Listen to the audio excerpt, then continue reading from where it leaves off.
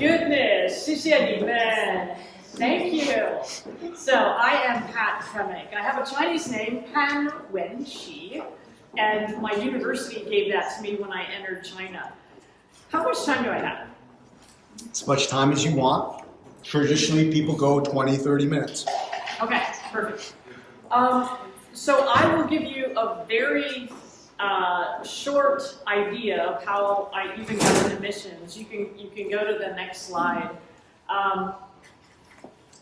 1989, I sensed God saying, I want you to pray for countries based on world events, based on what you see in the news, right? Have the recent news not called us to pray, right? If we have not been called to pray for the happenings of just our own country. So 1989, 3 things that my grandparents thought they would never see. Mr. Gorbachev, tear down that wall. Communism falls in Russia.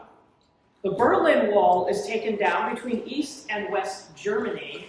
And there is a student democracy uprising in Beijing, China. As I would find out later, it was actually all around China, and I didn't know that. And so I just started praying for those countries, just as they would come up on the news. I would continue to pray for them. The next year is 1990, and I started in graduate school at Duquesne University, working on my MBA, but my concentration was international management. And this starts I'm starting to study other countries, I'm studying other cultures. Why do they think the way that they do? Why do they make decisions the way that they do? First mission trip was 1992 to Russia with Josh McDowell. Josh McDowell was with us, by the way. So 200 people at a time. We all land in Moscow, and then our 200 people get broken up, and I went to a place that you now know where it is, Odessa, Ukraine. And then we all met back up again in St. Petersburg. I flew back to the United States the next day. I flew to Germany to visit a friend, because I did study German in high school. I claim to not know it now, because I really don't.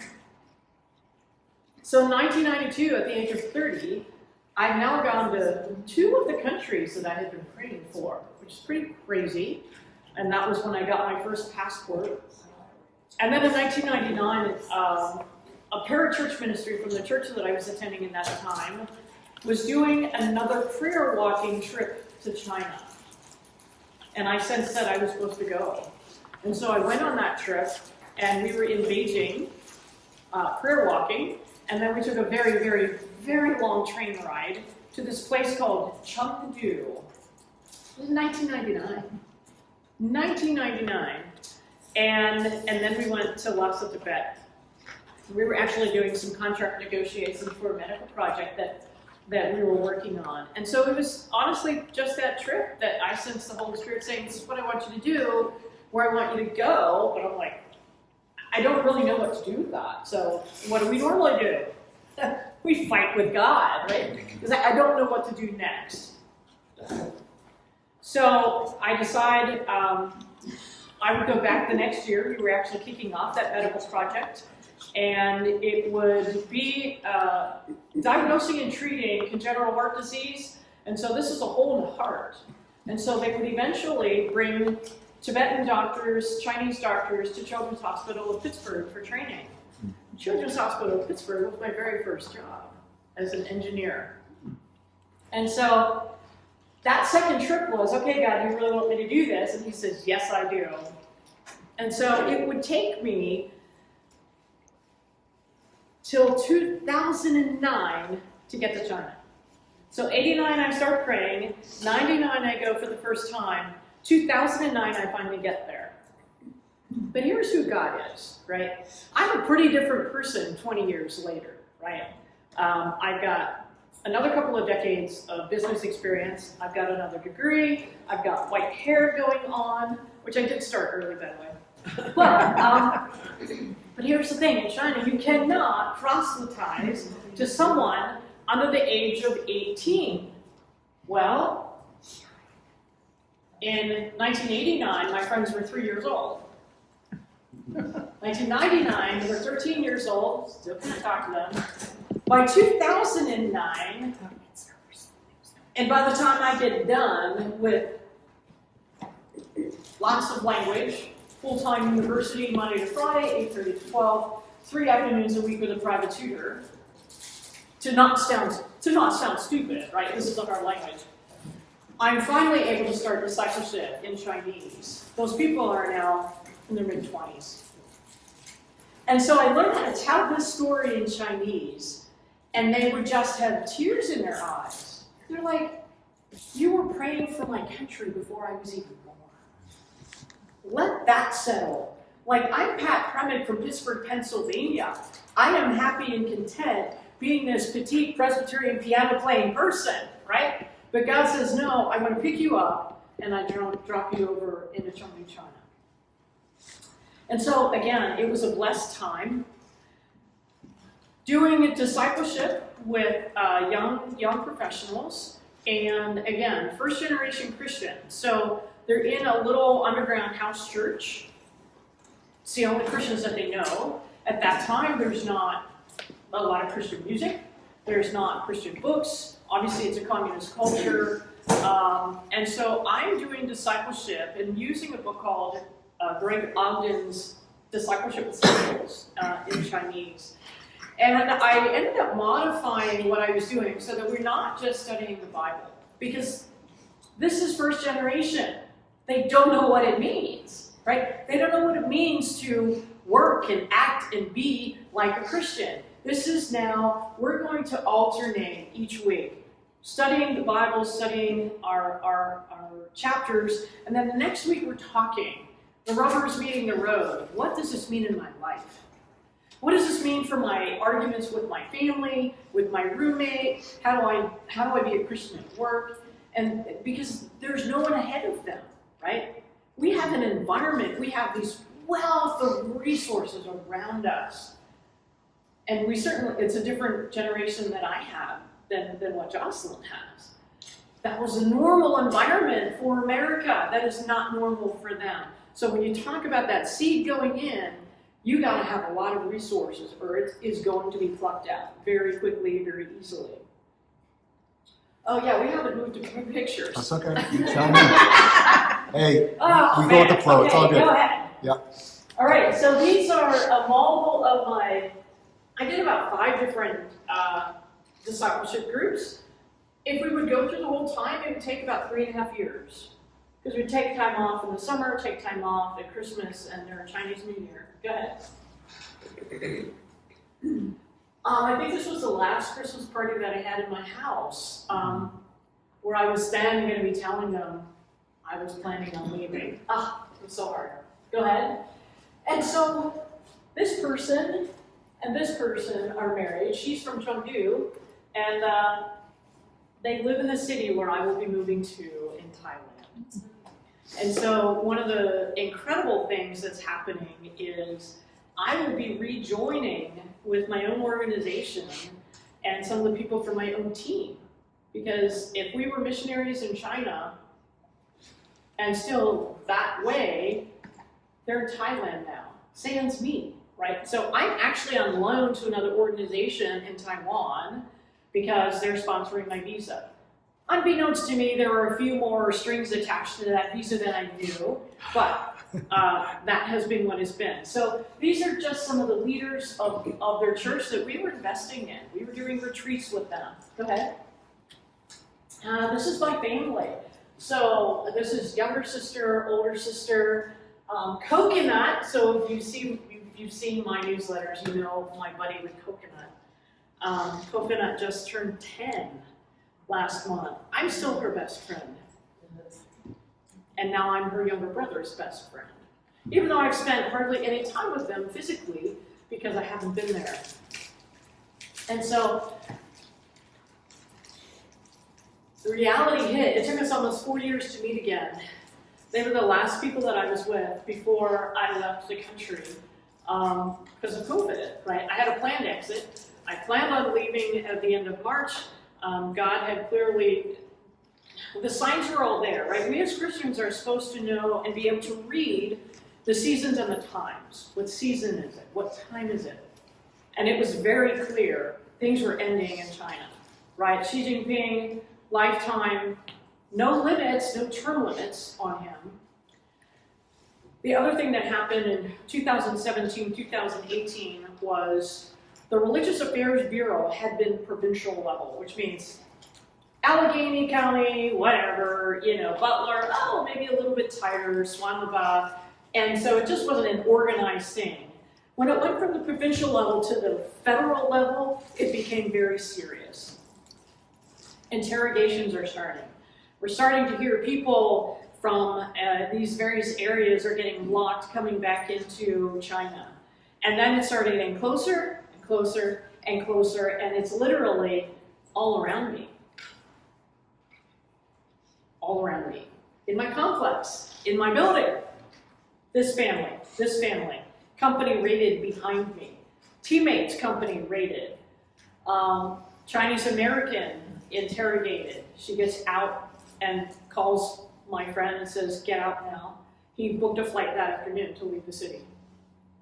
He would be working to clear every trace of what we do from his computers, because he's a computer guy. My business partner got interrogated. And there's a lot of PTSD from that with people. A knock on the door and people would just freeze. Because if there are 10 people at your door, you're being picked up. And I suggest you go to the bathroom and you go put your clothes on, because you would never be alone again. At all times, you will have someone with you. Yeah, they took his computer, right? They copy everything on your computer and they start going through it. And so they are legally allowed to have your foreign passport for 48 hours, and then they have to give it back. And so that's what they did with my business partner and said, we're giving this back to you, but don't leave, because we're still going through all of your data. And it would be that they found some things on his computer. He was leading some training. I was at some of those trainings with him, but I was the musician. And so because he was the leader of some of those things, stamp in your passport, not allowed in the country for 5 years, and you've got 48 hours to get out. So after his interrogation, I created 2 lists. My 48-hour list, if I have 48 hours to get out, what will I pack? And my other list, if I get to pack myself, what will I take? Well, COVID happened, right? Airlines are shutting down. I had a ticket for the end of March, but that wasn't going to happen. And then I had a ticket for the middle of February, and that wasn't going to happen because on February 1st, I'm seeing they're canceling all flights next week. And so I had already had an estimate done for my move, and now it was miracle after miracle of how God got me out of that country, got me money to pay for the move, found a place for someone to watch my cat, found a place where I could be here in America to quarantine, because all of a sudden, you got 48 hours to find a place for me to live, right? And guys, people were amazing. And I said, you need to provide food for me for the next 2 weeks. And people did. I don't know what people do without the body of Christ. I really don't. So, so I hadn't seen these people for almost 4 years. Go ahead. And so it was, that was probably our last Christmas together. And we would say, next year at Christmas. That didn't happen. Next year at Christmas. That didn't happen. Next year at Christmas, that didn't happen either. Almost 4 years it took us to be together again. Because their country, right, China, hard lockdown, not allowed out of the country. They are not allowed out of their country. Then the government wasn't doing passports, right? And so finally, we were able to meet up in Sri Lanka at a conference, and that was where I met them. And the reality hit me, finally being with them, saying, those people, with all those pictures that you've just seen, you will never be at my home again, ever. That was hard, because all that discipleship happened in my apartment until the cameras went up. They went up everywhere, including 8 cameras would catch you from that front door to my door, right? And I had a spy in one of my discipleship groups, right? So it was very clear that ministry was ending. And they would never be in my home again. So this move to Thailand is going to open that door. So go on to the next one. So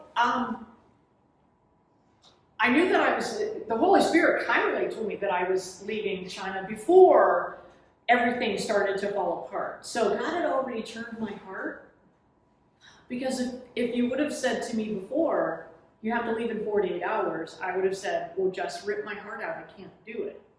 But because he told me before things were happening, my heart was prepared, right?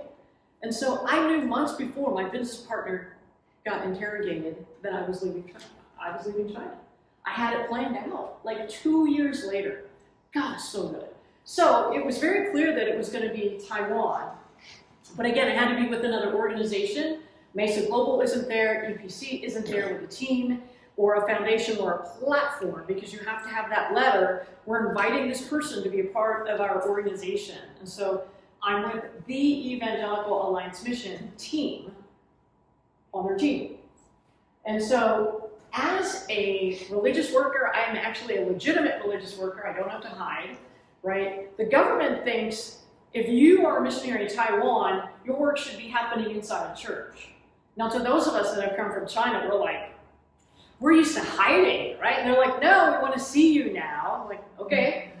So the expectation is ministry inside of the church. And so I was doing women's ministry. I was leading women's retreats for women, first-generation Christians, Taiwanese, never been to a women's retreat. They don't even know what that is, right? And so it was such a delight. We were doing the first one, and I said, okay, use these materials, come back in 2.5 hours. And they're just like deer in the headlights, like, what am I going to do for 2.5 hours? And they'd come back like, that was amazing. I'm like, I know, right? Because they just have not had the opportunity to experience these things. A lot of prayer ministry, online after service. I was considered the missionary in residence at my international fellowship. Mental health challenges, meeting one-on-one, lots of coffee with people, because I'm available to talk. I was the only female kind of sort of on staff there, and really focusing on the women and what their needs were. Again, doing coaching. I am a professional coach, and you can go on. So these are some of our retreats. Go on. And go on. And so it's really about building relationship. What I do is just relational. It's walking alongside people through challenges in life. And most of these conversations happen as we're doing something. Go on. And as you saw in my first picture, I love the mountains. I love to hike. And so some amazing conversations happen when you're hiking. And Taiwan is a gorgeous country. Mountains all down the middle of it. 45 minutes and you're in the mountains. I was just in my glory. Go on. You live next to the ocean too, right? Yes, mountains and ocean come on. right there. After coming from being landlocked in Chengdu, we were essentially in the middle part of the country. We bordered Tibet, right? Mm. So I'm kind of going back in the landlocked world again. Anyway, go on. And so, so this was an opportunity. Was our new associate pastor. This was an intern. And so the senior pastor said, Pat, would you do some training for us? And so I was doing Clifton Strengths Finder. It's one of the tools that I use as a coach to get them to know each other. Who are we? We're going to, they're going to be in ministry and leadership together. Yes? What language were you using here? Here would be English. Yes, thank you. Most of my ministry in Taiwan was in English. Yeah. So with Taiwanese, I would speak Chinese. And so it was really up to them if they wanted Chinese or not. But we were in an English-speaking church.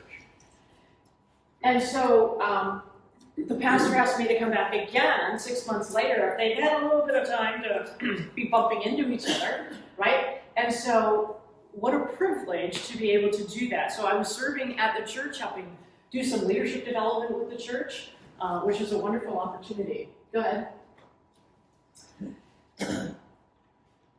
I left China in COVID. The last people that I was with was dinner with my Chinese family. There was no party. There was no thank you. There was no celebration. Put your mask on and book an Uber and get yourself to the airport. After I had been a part of going to the airport and celebrating other people and helping them and having all these parties, Oh, so sad. Yeah. I had none of that. Mm. So the fact that these guys, after only 4 years of ministry, gave me a send-off was really special to me. And I have a journal back there that they started in that, and it's just so special that meant a lot to me. Go ahead. So this is opening the door to move to Thailand. Number one, to see these people again and actually have them in my home. Go ahead. And again, because China and Thailand have dropped visa requirements, all those people that I spent a decade investing in can easily come. And in fact, China and Thailand have ridiculously cheap airfares at times. And Chinese love to go to Thailand. And I will say this, most people love to go to Thailand. If you've been to Thailand, you will want to go back, right? Mm-hmm. It is a beautiful country. I will be in the northern part. Lots of mountains. I can't even reach it up there. So Chiang Rai at the top, and then Chiang Mai. So I will be in Chiang Mai. Capital is Bangkok, right here. But we probably also know this part down in Phuket, the beautiful white sand beaches of Thailand.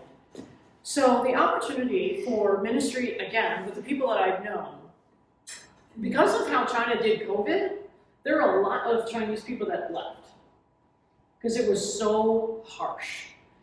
It is also not unusual from a cultural standpoint that families live apart. Within China, husband will work here, wife will work here, kids get sent to the grandparents to be raised, go to crappy schools in the village and all that kind of stuff. So living apart is not unusual. So you have a situation, either the whole family has moved to Thailand, or husband stays in China to work, wife and child go to Thailand. And in the area that I'm going to be in, there are actual entire schools now that are filled with Chinese kids in Chiang Mai. And Wei Wei says, Pat, like those moms drop their kids off and they don't have anything to do. You immediately have a group of women that would love to have conversation with you and have coffee or tea and talk Chinese. And so that opportunity. I will be attending a Thai church. Thailand is 94% Buddhist.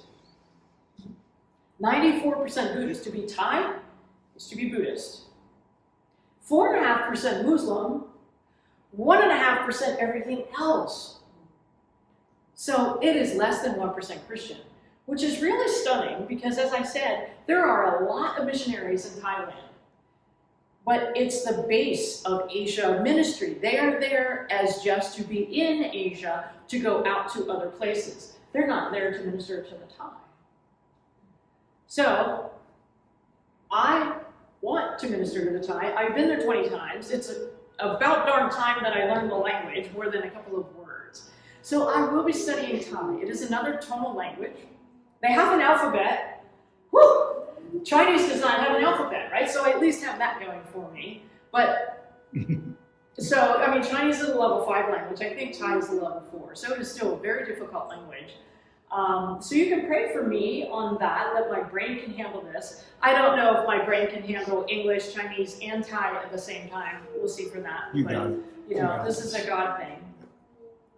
I really do need his discernment, his clarity, his wisdom on what the opportunities look like.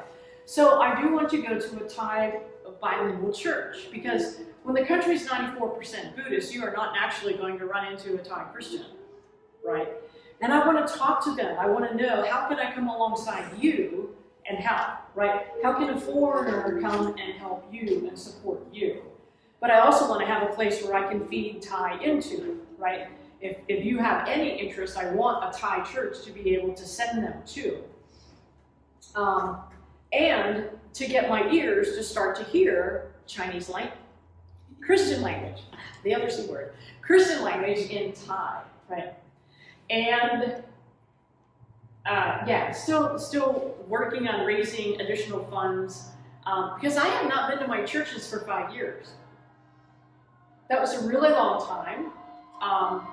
I was here in 2019, that was planned.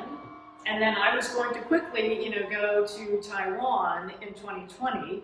And the challenge was to go from China to Taiwan, the cost of living was $1,100 more per month.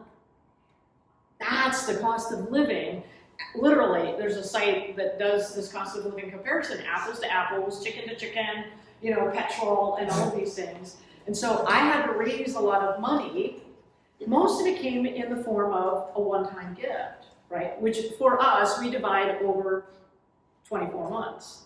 5 years is way more than 24 months. So I've been kind of digging myself a hole, having not come back here. And again, part of it was also COVID, right?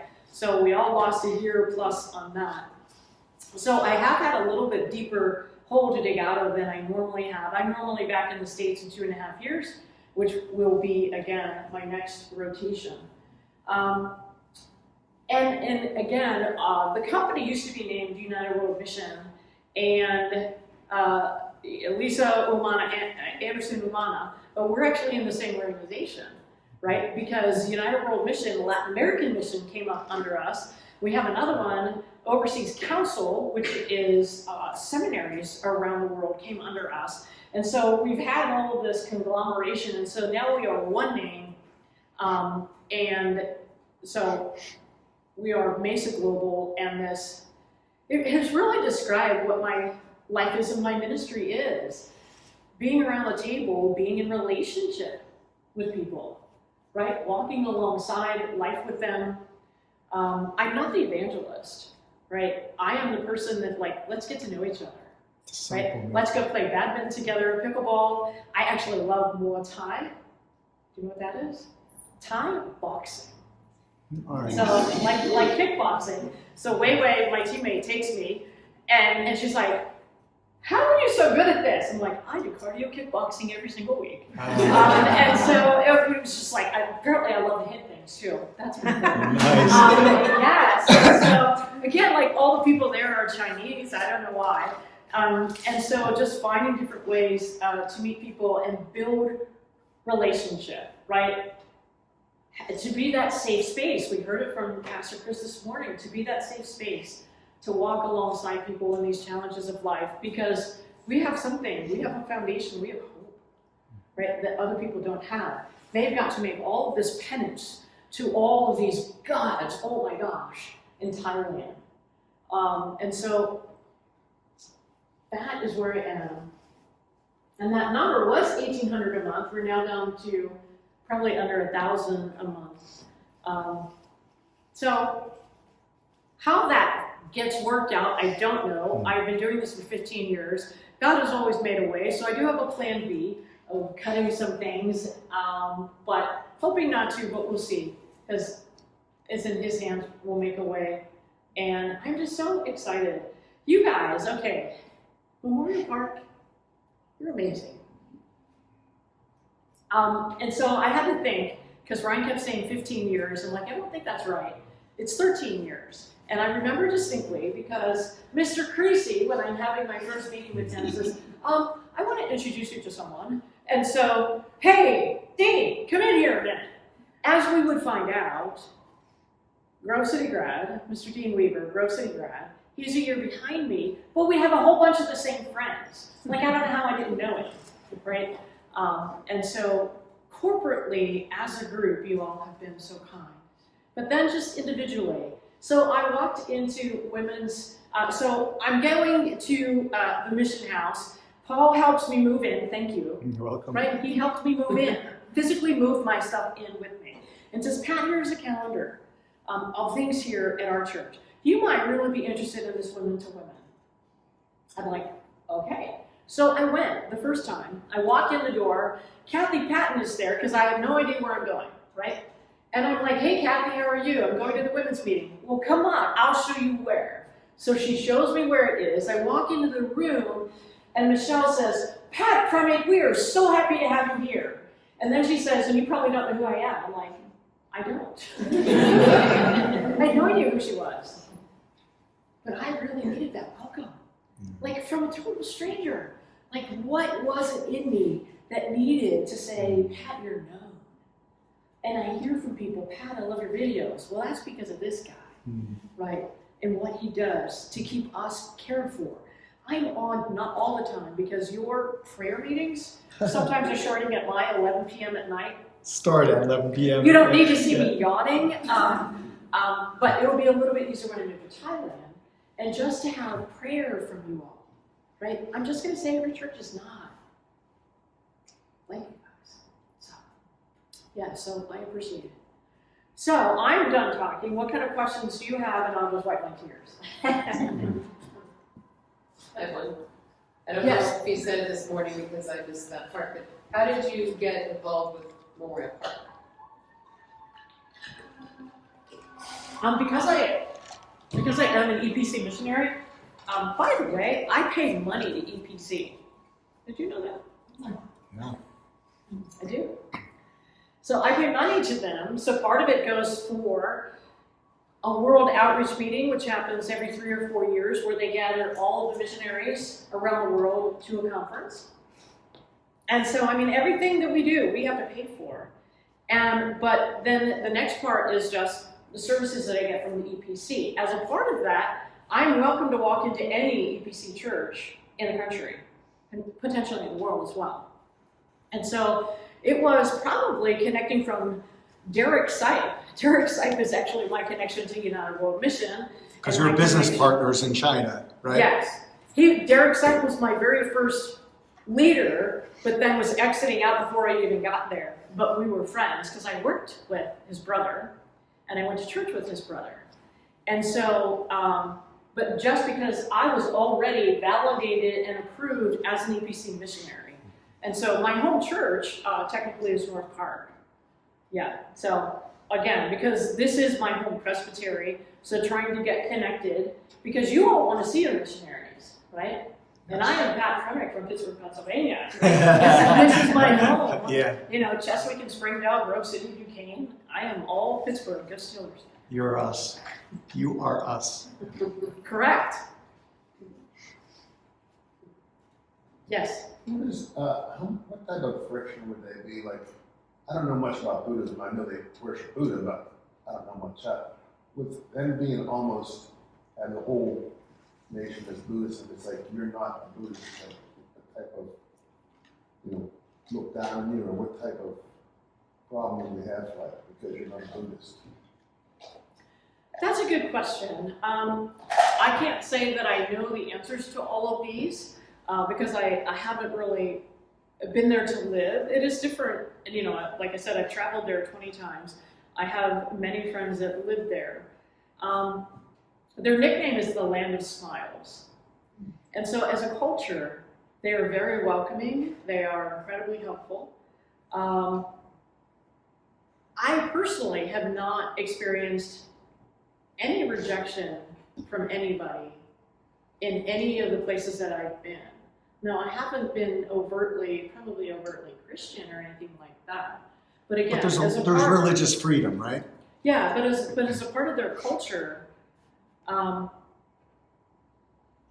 it's inherent in their culture also to be welcoming, right? To insult you is offensive to their culture. And so on one hand, that's accepted. He's had a little bit of a different experience and hears different things about, some issues coming up against being a Christian. I personally have not.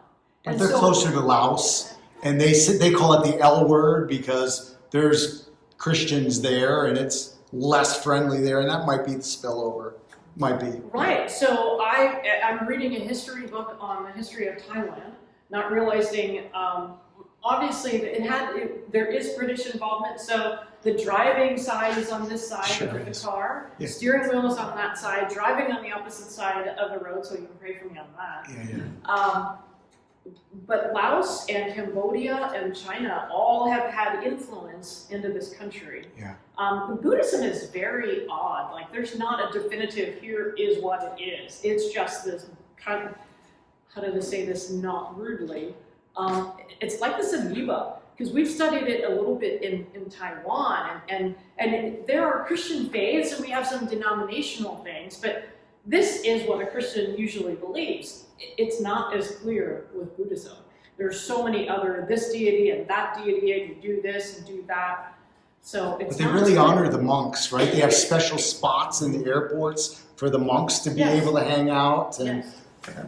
And they do revere the monks, and you know they get preferential seating, and I have known that you know, in the airports and things, and they come out each morning and take alms for them. And so it is a culture that really does revere their monks. And so this is part of why I want to be a part of a Thai church, because I want to ask my questions to them of how do you do these? Like how did you become a Christian? What were your obstacles? What has been like for you to be a Christian in this very Buddhist country? One of my teammates, he has been in Thailand, I don't know, probably 25 years. He is working with Tim Keller's City to City. And so there's potential that there is a big move of Christianity coming. So they're doing coaching and building churches. But again, what a stronghold when it is 94% Buddhist and the mindset is to be Thai, is to be Buddhist. Because we're always trying to figure out how do we become Christian, but not be so offensive to our family that it completely breaks the ties, right? Because we want to be able to influence them, to bring them in to Christianity. And so it's always that fine line of how do we be of the world, but not in the world. Well, that's why your relationship building DNA and your discipleship making over time is so instrumental and perfect for this time there. Right. Right. The perfect person to be in that atmosphere. Yeah.